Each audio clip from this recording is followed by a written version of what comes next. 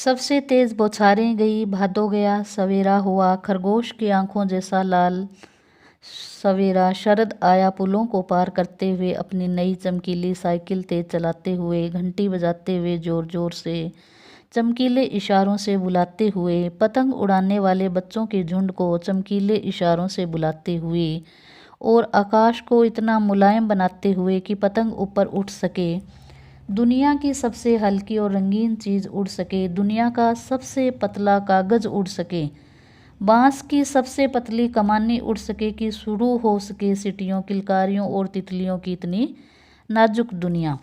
आकाश, आसमान, नाजुक, कोमल। प्रस्तुत पंक्तियाँ आधुनिक युग के कवि आलोक धनवा द्वारा रचित कविता पतंग से ली गई है। इस कविता में कवि ने पतंग के बहाने से बच्चों की बाल सुलभ इच्छाओं और उमंगों का सजीव चित्रण किया है। पतंग के माध्यम से कवि बच्चों का पतंग के प्रति प्यार, उत्साह की जो भावना होती है उसको जागृत किया है।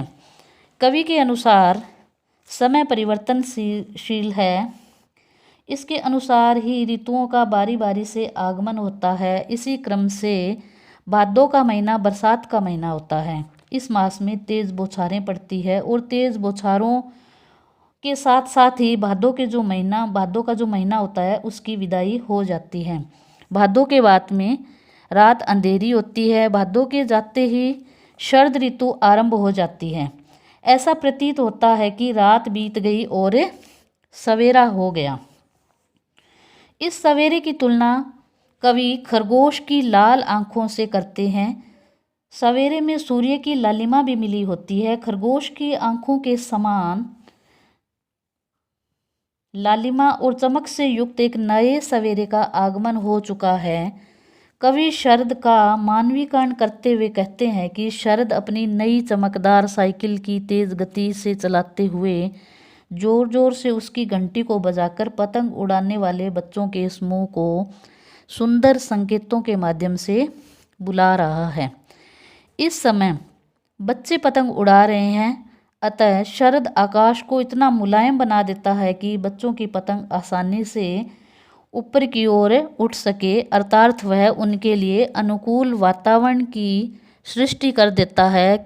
क्योंकि जब भादों का महीना होता है, सावन भादों का महीना, उस समय आसमान पतंग उड़ाने के लिए सही नहीं होता, क्योंकि उस दौरान बारिश होती है, आंधी आती है, तेज़ हवाएं चलती है, इसलिए बच्चे पतंग उड़ा नहीं सकते।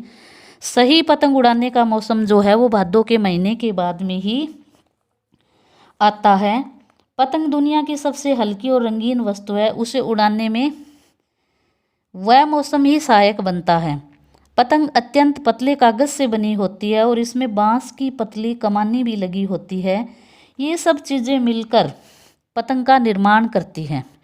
शरद का सवेरा इन सब को उड़ने के लिए उपयुक्त वातावरण का निर्माण करता है। पतंग के उड़ने के साथ ही बच्चों की सीटियों एवं किलकारियों का दौर शुरू हो जाता है। जैसा कि हम लोग देखते हैं कि बच्चे पतंग के पीछे भागते हैं, उसको पकड़ने की कोशिश करते हैं, सबसे ऊंचा उड़ाने की कोशिश करते हैं और तेज़ तेज़ आवाज़ें आने लगती है बच्चों की।